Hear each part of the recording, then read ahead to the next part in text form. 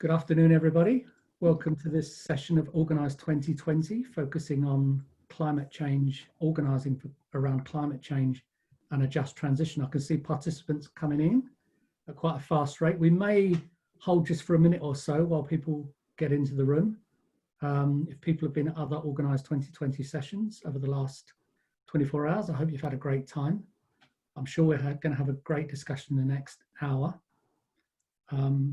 Thank you for joining us. We now have 60 participants and going up quite fast. So great to see.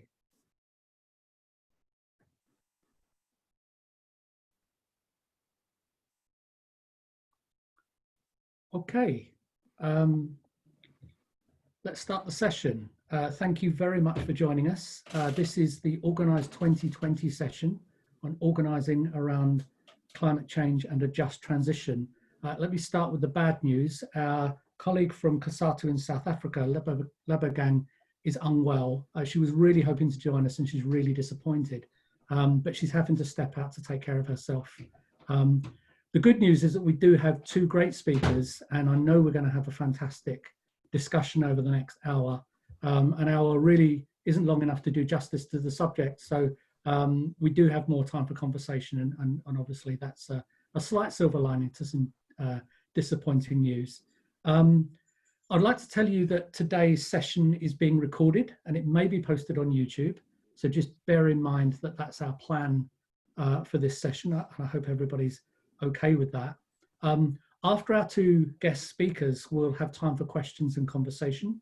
If you want to ask a question, please type your question into the Q&A box. We will get through as many questions as we possibly can. Hopefully we'll get through all of them.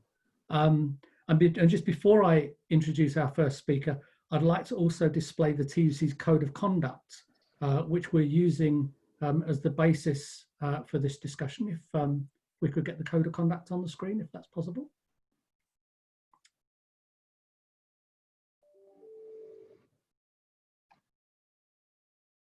Technical help, any chance of getting the Code of Conduct on the screen before we carry on? I'm not seeing the Code of Conduct on the screen. I will read it and hopefully it will appear while I'm reading.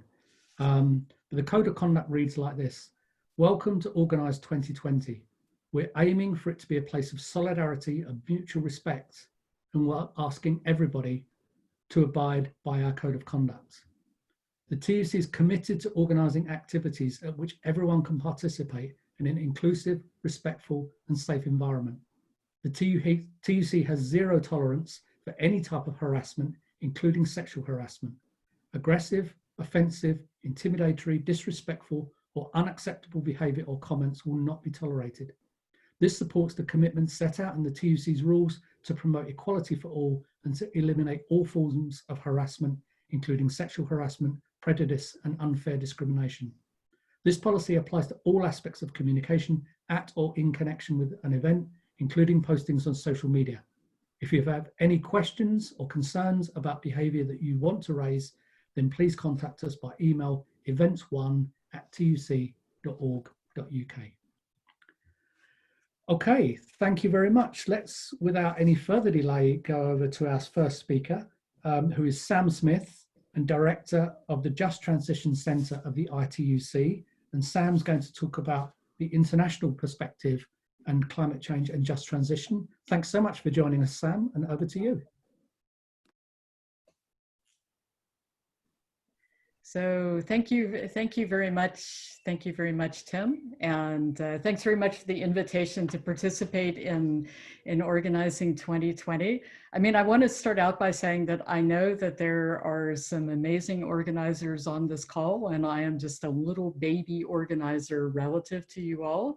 So, you know, I will give you my perspective, but I'm sure there are people on the call who, when we get into discussion, are going to have a lot more to contribute. So just to say what we do in the Just Transition and situate ourselves a little bit, we were set up by the ITUC and the ETUC, the European Trade Union Confederation, in the aftermath of the Paris Agreement and of the negotiation by the International Labour Organization of the guidelines on just transition.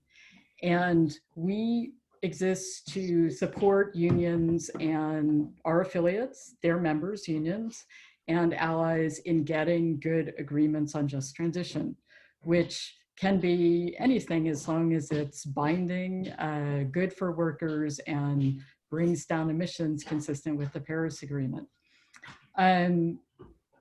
We start out working mostly with unions in developed countries, but the principle that they have more capacity and so should go first in this enterprise of just transition. But we're now working a lot with our comrades in unions from the global South, including South Africa and Brazil, and so on. I think the first thing to know about just transition and jobs internationally is that, the ILO estimates that something like 24 million new green jobs will be created by climate action, by the response to climate change. And those will be everything from, people typically think of renewable energy, but it will be everything from jobs as a wind turbine tech or building an interconnector to jobs in, agroecology, sustainable ecology, to jobs in public transport or jobs in green construction, retrofitting buildings and getting them to energy efficiency. So I think the first thing to understand about jobs and just transition is this is about all sectors, and the job creation potential is big. But the real question is whether those are going to be decent jobs, like comparable in quality to, let's say, a job in a state-owned utility, or with security of contract and social protection and collective bargaining rights organization, or whether those are going to be shitty jobs, like with 0 hours contracts, or maybe no contracts at all, just people working completely informally and without any kind of rights to organize or any sort of safety on the job. So when we look at these big numbers of jobs that are projected as a result of climate action, we also have to constantly be pushing other people to think about the job quality. Are these going to be good jobs or not? At the same time, the science of climate change is such that we have to bring down global emissions, and it has to happen really fast. And just to say that we're seeing sort of the hottest year ever, the hottest April ever, the hottest May ever, the second hottest June ever, sort of 1 year after another.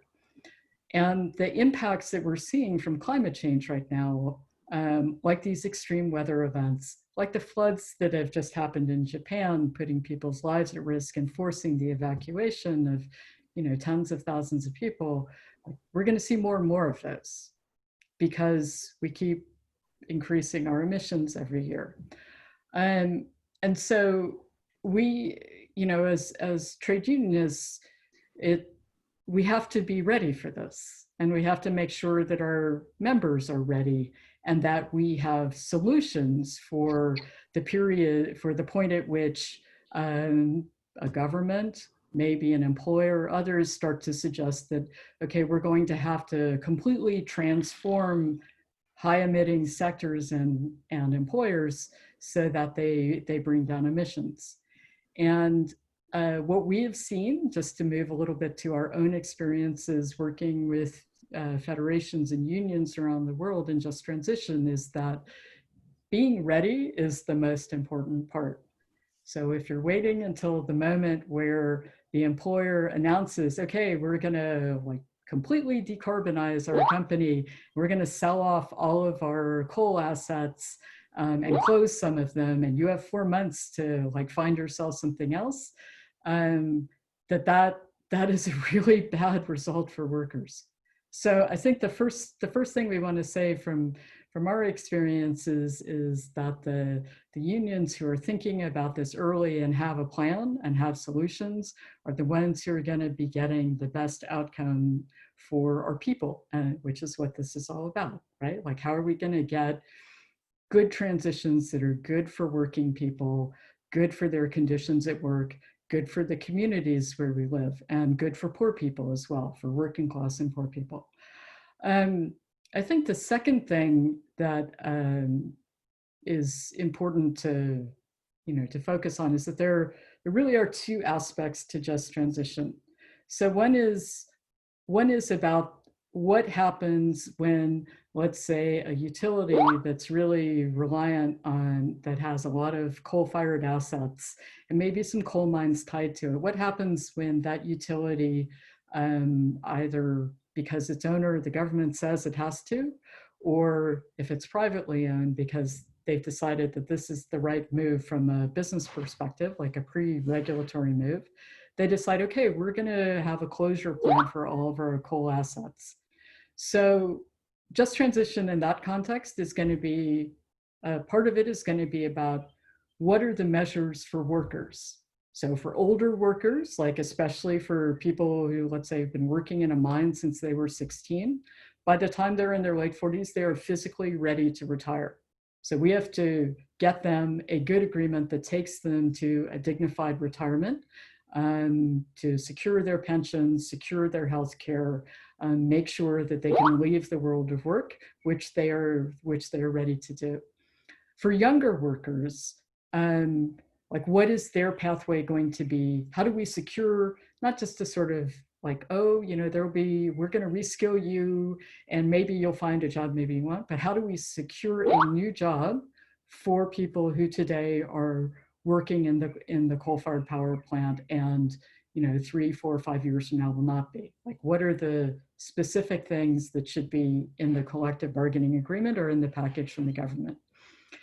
And then, we can't forget the communities, because of course, when you have a big employer in a community, especially an extractive employer, there are taxes, there are rents, there are licenses, there's economic activity that's coming from that employer. So you have to have something for the community so that it's still a good place to live and work, and other new jobs will come there. You'll have other employers, whether it's the state or someone else. So those are that's one aspect. Like, what do you do if stuff is if it's actually gonna close? But the other aspect is at least as important, and that is about, like, can the employer transform? So can it change what it does today and take every single worker that it has today with it? So can they retain, retrain, and redeploy the people who today are working in a high emitting company and are going to be part of this process of designing the new company that still employs the same people, but is doing something different? And how do you maintain job quality and union density in that situation? And then finally, what about, what are the new jobs going to be, right? So across the community, not only in the sector that's being affected by transition, but across different sectors, from transport to construction to schools and hospitals, whatever. Like, what are the new jobs going to be? And how can we as trade unionists ensure that they are good, family supporting, formal jobs? So those are, and I can, as we discuss, I can come with some more examples, but those are sort of the basic principles about just transition. And when it comes to organizing, as I mentioned, I'm a baby organizer, but my perspective and the thing that we've learned from working with unions in different countries on this is, as always, you have to start by listening to people. Like, ask, what is important to you? What is important for your members? What is really like keeping them up at night? And it can be often about wages, conditions, contract security, the fear of change and stuff like that. And then whatever happens next has to be based on what is it that our members, what is it that workers want? How can we help them get what they want? How can they be active in this process of negotiating with employers and governments? How can we support them in that active negotiation process of getting a plan for the future? And how can we move from this situation where the default of government employers is sort people out on the marketplace to a plan where no one really is left behind, and there is a plan for every single worker and a plan for the community. And that is what we find is that workers, our members are thinking about this stuff. It's not like we have to come and teach them. It's not anything like that. It's more like they're thinking about it, they have ideas, and sometimes they just need a discussion partner in order to find a way forward for themselves and their mates and for their sector. So the main thing that helps people to find that way forward is to push for all of the things that take the fear out of it. Because if you have no unemployment insurance, or you have a healthcare, or you have no security of contract, and you're in a place that's already deindustrialized, then if you have a job today, and especially in today's situation with COVID-19, if you have a job today, you're holding on to the job like this. And if you had a job in February and you've lost it now because of the economic crisis, you just want your old job back, even if it was bad. So our task, is in this situation, as the TUC has done in the UK, is to make sure that people have this baseline of security of different kinds so that they don't feel that if things change, they're going to be left with nothing, right? So it is all about taking away people's fear and pushing, again, as the TUC has done successfully in a really difficult situation with your current government, to make sure that labor is at the table at different levels, negotiating for these plans for social protection, for job retention, and for training, reskilling if that's what you need in job creation.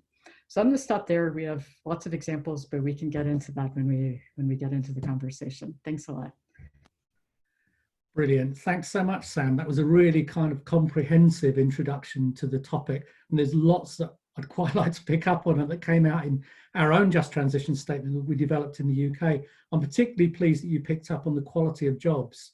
This is quite a discussion in the UK. Pre-COVID, our economy was nearly full employment, but we created an awful lot of low skill, low value jobs.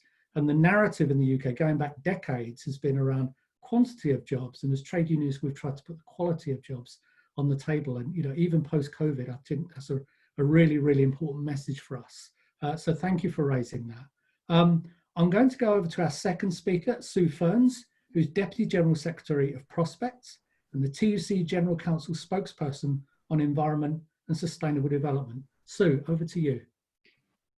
Thank you, Tim. I'm just going to attempt to share my screen. Have I done that? I think I've done that successfully. Thank you for the invitation. We don't have your slides yet, Sue. Oh, don't you? Sorry. Let me try again.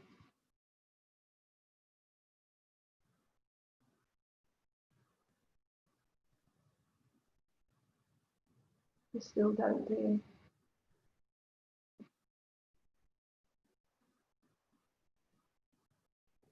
Should say this worked perfectly in the dress rehearsal. And yeah, it did. I think you've got them now. No, we got them now. If you'd like to put on slideshows, Sue. Yeah, I've done that as well. So that was the hardest part. Now on to the conversation. Thank you for the invitation to contribute today.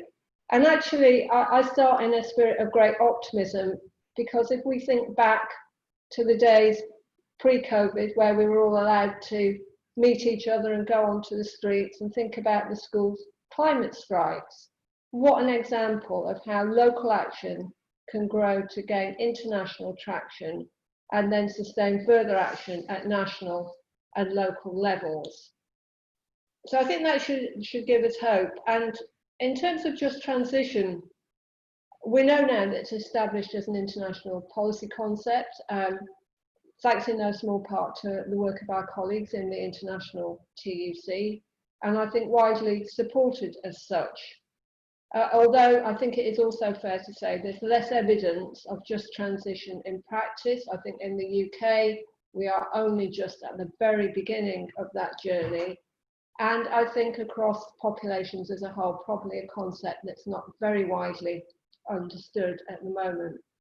So I think the organising challenge for us is how we ensure that unions, locally, nationally, and internationally, are the bodies through which we channel this energy and through which these issues can and should be taken up. So let me start with a little bit of evidence from my own union, Prospect. Hopefully you can see this. This is a summary of responses that we asked in a member survey at the start of this year. And the question we asked is, how important is the issue of climate change to you personally? Now, the green bars, the light green and dark green bars, are people saying it's either quite important or very important, and the pink bars are people saying it's not that important or not important to them at all. So I think the first thing that strikes you from that chart is the overwhelming sense that climate change is an important issue. And if you can see down the axis, we've differentiated that by different sectors of Prospect membership. So got heritage science, broadcasting, public services, IT, defence, air transport, and so on. And you can see that there is a majority across all sectors of the union.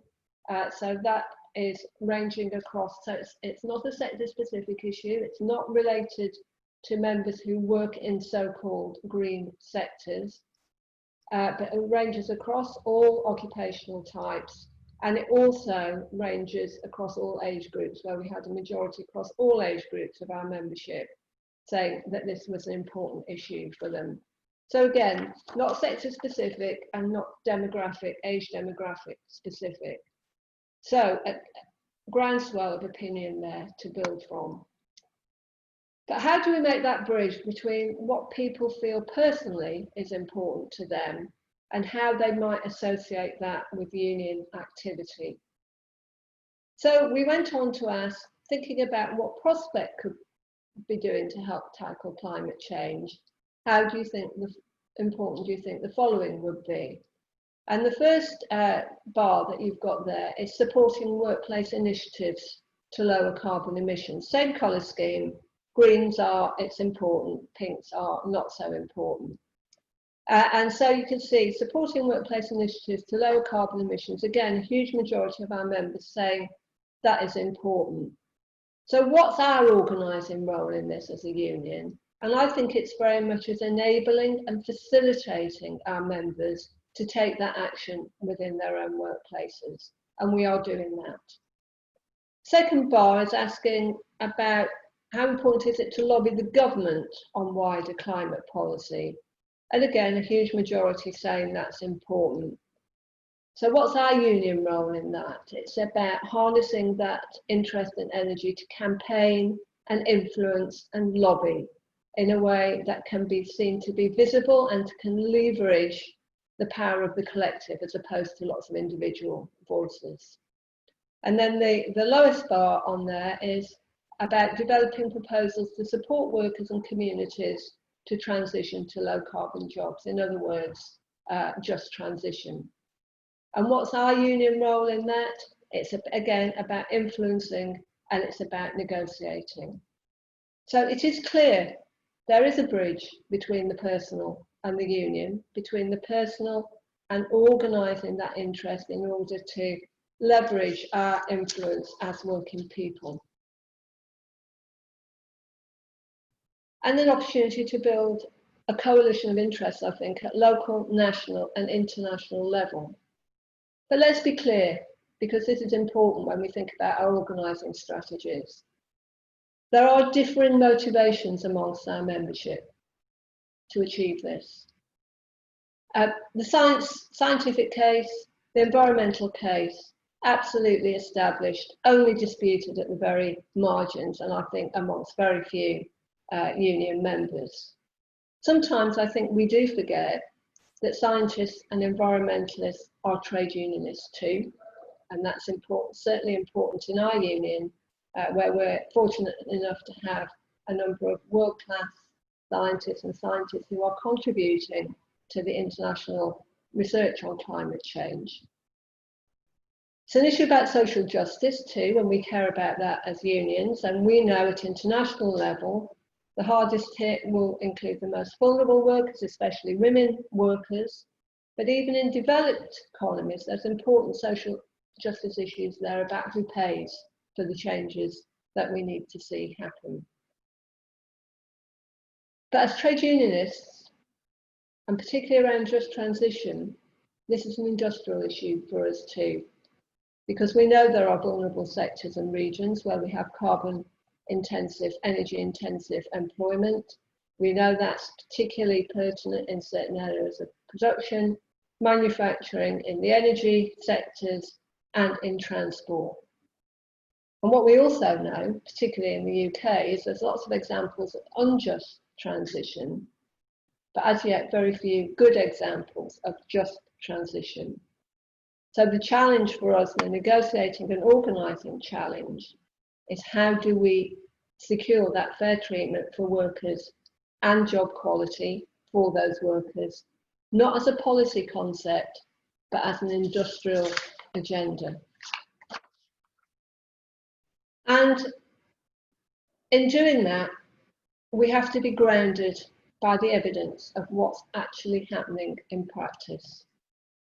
I think we've all been really pleased to see the rise in renewable generation, but here's a chart that just shows what's happened in terms of how that has, or more pertinently, has not created the green jobs bonanza that we hoped it would.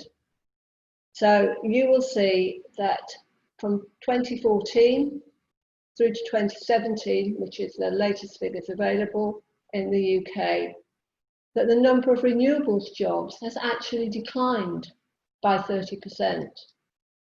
So I think there are important messages to us here as trade unionists, as ever when we negotiate and organise.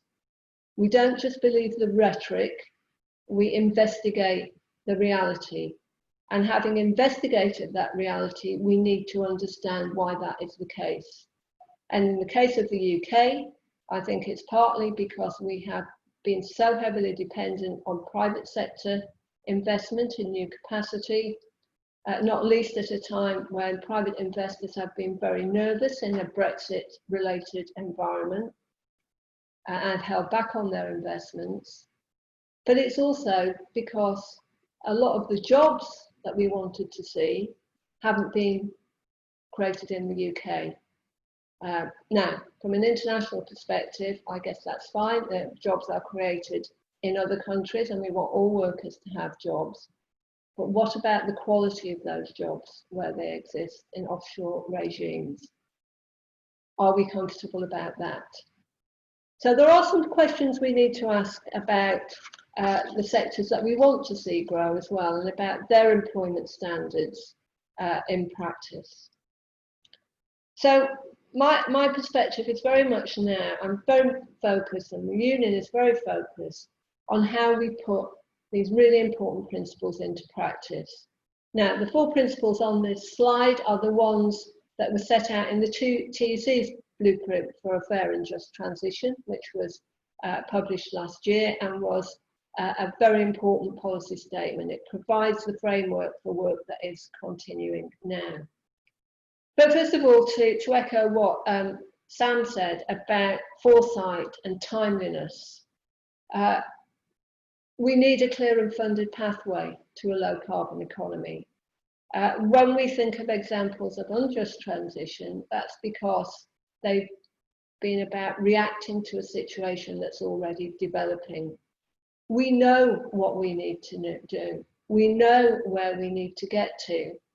But in the UK, we don't have that pathway at the moment. And that's really important when it comes to working out the skills that we're going to need, the training, and where the jobs are going to be. And I might just contrast that with the German Parliament's approval of a coal phase out by 2038, which includes €40 billion to help restructure regional economies, reskill workers, and expand local infrastructure. It's that boldness of thinking that we need to see. And of course, closer to home, Scotland's Just Transition Commission, at the moment looking at immediate practical measures for just transition post-COVID. So I think that's an important practical step.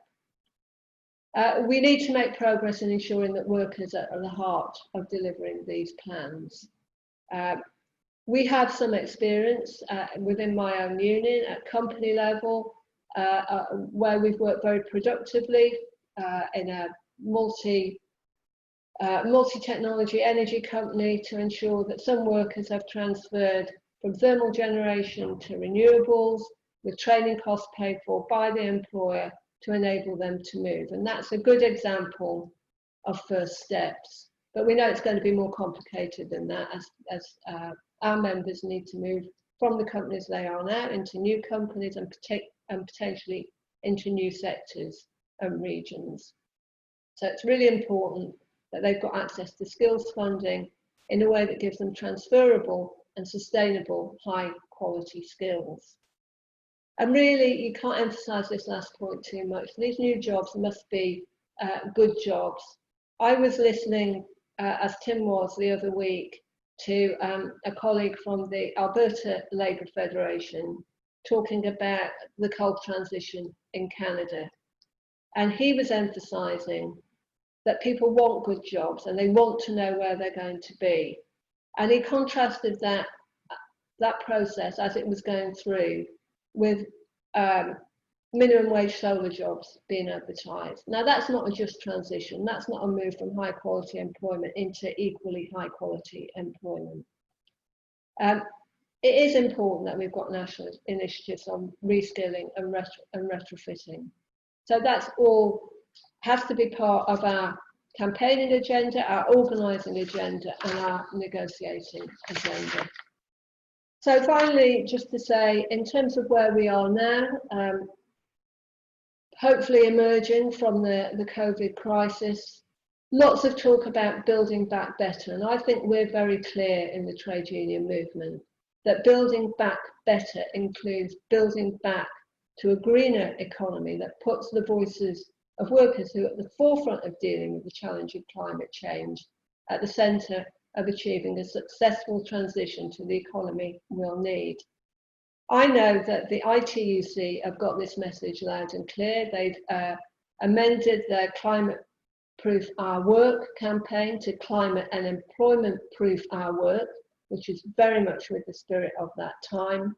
And we know that working with colleagues in the ITUC and the ETUC as we move towards COP26 towards the end of next year, we've got further opportunities to ensure that this is on the policy agenda, but also colleagues to complement that with the work that we do to make sure it's on our organising and negotiating agendas as well.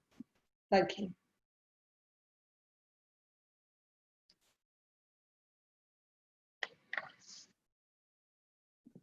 Thank you so much, Sue. Again, another really rich and thought-provoking presentation. I was glad you talked about workers at the heart of delivery, which was so key to the Just Transition statement that the TUC produced. When we were working on that statement, what we found when we were talking to workers around the country, they got climate change. Nobody was trying to pretend it didn't exist, but their attitude was so different when it was something that was done with them to when it was something that was done to them. And I think that is a really, really important message about workers' voice and social dialogue. We've got some questions coming in to the box, which is great. Keep them coming if you can. There is a couple of practical questions around, can we get a copy of this presentation? Hopefully we can find a way of making that available to participants. And somebody has asked a practical question about concrete examples to Sam from the Just Transition, said, well, I know that they exist because I've seen them. So perhaps again, we can think about the best places to share concrete examples of just transition in practice. Some more specific questions is one about aviation, which has been badly hit by the pandemic. And reducing flying is important for tackling climate change. Does anyone have a plan already for how a just transition for staff in this sector might look? I'll leave that question hanging. How do we in a global economy, which is basically governed by competition, enable the free transfer of green technology, which will make it possible for the developing world to level up and bypass carbon-based forms of development process? In other words, can people go from what, sometimes quite agrarian economies to green technology economies, bypassing that fossil fuel-based economy by which many of the developed countries went through? Can they skip that part and go straight to green? And somebody has said, rather more provocative question, sometimes the approach of unions is too close to the approach of the corporates of carbon intensive industries, i.e. delaying transition by simply defending existing jobs. Given the urgency of the climate crisis, how can unions be more proactive towards a just transition and transforming the global economy away from the focus on extraction of resources and the burning of fossil fuels? So provocative question there. If either Sam, would you like to go first? Any of those questions you particularly like to take on, or rise to the challenge of that last question? I mean, over to you. Thanks, Tim, and thanks for the questions. Also, thanks, Sue, for a great and very encouraging review of what's coming from your members. So first, on the practical thing, I am going to drop a report or two that we've done into the chat. And again, since we're working in a really hands-on way, we're not a think tank, we're working supporting unions allies. It's really from trade unionists themselves, including trade unionists in Germany, who actually were key to getting this phased out of coal. And same thing with the phased out of coal, the coal agreements, or the start of coal agreements that you've gotten in Canada, including in Alberta, but also in other countries, New Zealand, Nigeria, Norway, so on. So that's one answer about best practice. We do have other summaries of what we think are best practice. I think if we're looking just at the power sector and at the transition out of coal, the set of agreements that you mentioned, Sue, that our German sisters and brothers got for coal workers and communities are probably best in class, because the agreements for workers really are a plan for every single worker who's directly employed. And in addition, then this community or regional plan with 40 billion, which is mostly not for workers, but actually for, infrastructure that you could call it like delayed infrastructure spend, especially in the former East Germany, which hasn't had new infrastructure over the last 30 years, right? So this 40 billion is going to bring high-speed rail, broadband. They're going to relocate state technical institutions and other things to these coal regions so that they really are good places to live and work, be employed, have new employers, and so on. So if you want to look for, like, where's a really great agreement? That was actually a great agreement for working people. And it also has some other elements that are important we haven't really talked about, which is, when you're having this transition, the instinct of employers, shall we say, and many governments is going to be to try to put the cost of transition onto poor and working class people, either in the form of people losing their jobs or getting paid less, but also in the form of higher energy prices. And so when, if you're in a country where you have a lot of people employed in industry, energy prices are absolutely key to having, competitive industry. So you have to be sure that the burden of paying for whatever costs you have associated with transition, that falls in the right place. So this issue, I want to bring up this issue of who pays, because it's a pretty critical one, right? Like employers that have extracted labor and commodities from a region for decades, they should be paying their fair share. You should also be having fair tax more broadly as a way to pay any costs. In terms of aviation, so before the crisis, there were And if there are people in the audience from ITF or ETF, they can probably answer this question even better than I can. But there were discussions about and plans for reducing emissions from aviation. But at that time, no one was foreseeing a dramatic drop off in demand, which is what we have right now. So right now, I would say our sisters and brothers in aviation unions and everything connected to aviation are scrambling to try to keep people afloat and connected to their employer and supported by unemployment benefits for as long as possible, while we see exactly what's going to happen with the public health and economic crisis. And there is some thinking still, I guess, about how do we transition in this dramatic drop-off of demand. But I think everyone is trying to figure out what is a just transition for workers in a situation where demand and supply kind of evaporated from one day to the next because of COVID-19, right? So we're having to think through stuff that ordinarily we do over a 5 or 10 year period. It has to happen almost from one day to the next. So it's pretty hard.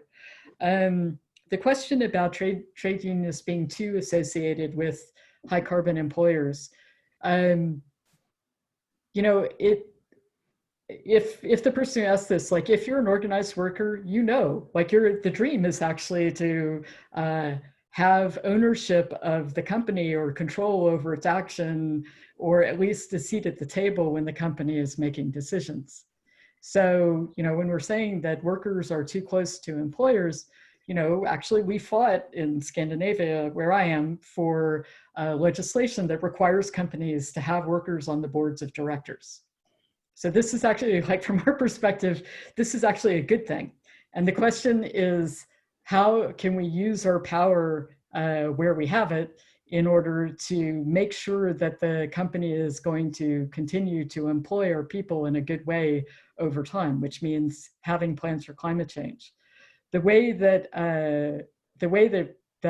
worker representatives in works councils and boards, or even just in collective bargaining, can do that is to demand a plan, right? We have a right to know. We have a right to know what the company is going to do on climate change. And we have a right to know what its plans are, if it's going to sell off assets or diversify its activities if it's a mining company. So the basic message is we can demand plans, and we should use all the tools that we have in order to do that. But again, like, just transition isn't about, like, expecting people to voluntarily lose their jobs. Just transition is about using worker power in order to make sure that people have the same job but with lower emissions, or new good jobs, exactly as Sue said. Got to have the alternatives in place before people are going to contemplate letting go of what they have. And the last question was about, like, a market economy. I mean, we're living in a world where actually most private enterprise in so-called free market economies is either owned by or massively propped up by governments right now. Right? I mean, the US Federal Reserve has been quietly buying up the debt of a big chunk of the US oil sector, for example. So I think it's kind of hard to talk about free competition we're in a different world where the state is very big and will be for a period.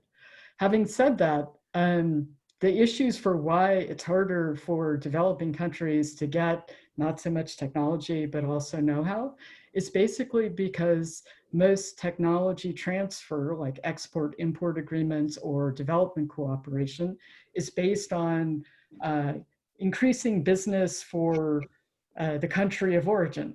So, like, UK development cooperation, a part of that is trying to get UK businesses into developing countries to secure contracts and sell their technologies there. And so, like, in this world where there are new rules or no rules, maybe there are things that we could do as trade unionists to get a more fair trade regime and more fair technology regimes, so that everybody can benefit from these technologies and from know-how. I'll stop there. Thank you, Sam. Sue, anything you'd like to add? Yes, thanks, Tim. Just a couple of things to add to what Sam has said. In relation to Scott's question about being too close to carbon intensive industries, I absolutely agree with Sam. It's all about whether there's a just transition available for people or not. As a trade unionist, I do not expect anybody to give up a good job for no job or an inferior job. However, I do think there's maybe some preconceptions in the question which perhaps are not borne out by reality. So I work a lot in the energy sector across all types of energy production and distribution. And when I talk to our members in thermal energy, they're not trying to defend their existing jobs or hold on to their existing jobs. They absolutely understand that they need to change, but they also absolutely have a legitimate expectation and desire for a process of fair change. And essentially that is what just transition is about, isn't it? So I think don't make an assumption that we're all holding on to what we've got. We are looking to change. It's important that we do change for all the reasons that we've talked about. But the whole point is, what are we changing to? And what's the deal for those workers? And what I would also say, though, is that if you want a thriving renewables sector, for example, in the UK, and you want to create jobs building wind turbines in the UK, then you also need a UK steel industry. So let's, some of these things you just need to think through actually what we're trying to achieve and what we need to get there. In relation to flying, I mean, it's a sector in crisis at the moment, there's no doubt about that, and we'll see what emerges from that. I think, for us, the concept of just transition is a social one as well. So if you think, for example, in the UK, about some of the regional airlines, the regional air routes that are no longer operating, they actually did provide quite a vital lifeline to some of those communities which no longer exist. So that's going to have consequences. And we also, I think, this leads us into a much broader debate, but are we talking about passenger transport or freight transport? And how many of us or people we know go to the supermarket and buy products that have been flown in from Kenya or Guatemala? Now, again, that's not necessarily a simple issue, because if we didn't buy those products, what would happen to the workers producing them in those countries? But I think it's a really good illustration of needing to think through the whole chain of events, the whole network of events, and thinking about what's a just transition for everybody who's going to be impacted. If you look at the Prime Minister's constituency in West London, without Heathrow Airport, or if you look at Croydon without Gatwick Airport, you've got major problems of unemployment in those conurbations. So again, it's not just the people who are flying the aircraft or working at the airport, it's the indirect jobs that depend on them too. Thanks very much, Sue. We're fast running out of time, as always. There was a question in the chat about working cross borders and cross sectors. If we want to deal with this, we need to work cross borders and cross sectors. And it struck me a conversation we had at COP25 in Madrid last year, where the argument was made that the world is moving towards net zero by 2050. But the global south will need to carry on emitting up to 2050, and that means the global north needs to go faster. The Committee on Climate Change tells us that the science allows us to aim for 2050, assuming no new technological breakthroughs. But given the number of technological breakthroughs we've had in the last 30 years, that's kind of inconceivable. I mean, do we need to be thinking, we really need to speed up this just transition? We need to be able to go faster than we're currently kind of highlighting in our minds that we need to go. Can we meet that challenge? And just something else, and it was prompted by something that Sue said earlier about the coalition of interests. And Sue, you talked about local, national, and international. But when you use that phrase coalition of interest, I thought older workers and younger workers, because this is an organising event, it's an organising conference. And if there's one thing we know really animates young people, it's climate change. Now, there's been this narrative in recent years that young people aren't interested in politics. I'm not sure that was ever true, but they're certainly interested in climate change. And how much of an opportunity is this for us as a trade union movement to reach out to young people who we need to bring into our movement to secure its future? Are we doing well enough? Could we do more? Any thoughts, Sam? I mean, I think so.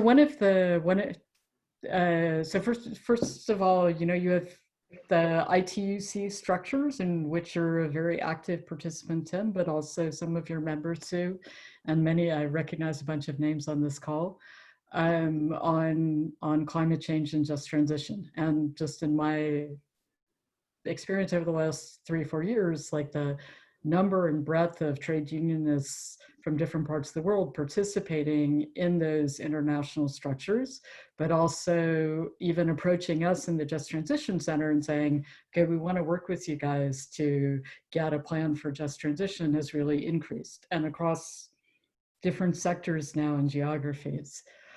So I think there is, you know, we have some structures, and also people are finding their way through the structures, even to working with us and others who are very active on just transition. But in general, I would say that the most effective thing we can do to work internationally is to learn from each other. And you're hearing that in this discussion, and that we're learning from what Sue and her members have done. We've got international participants in the call, but also when we're working with affiliates and their unions, like a big part of it is either physically or now virtually, bringing them together with trade unionists who have already worked on just transition and gotten an agreement, so they can explain what they did and how it worked, and you know, people can ask their questions and get an interchange. And it can be my own personal preference, but I actually think that this process of learning from each other and sort of bottom-up discussion and engagement between trade unionists is maybe the most valuable way to move forward, and for people to really be empowered, right? And to build a sort of network of people throughout our movement who know about each other, know what the other people are doing and have done, and can, you know, work together and move together if they need to. You know, the regional centers in ITUC.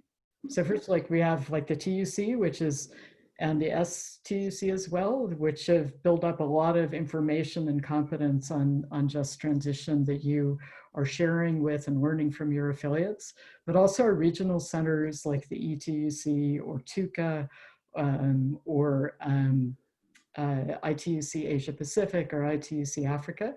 They do a lot on this issue and are increasing their activities and can be kind of centers of international knowledge and engagement.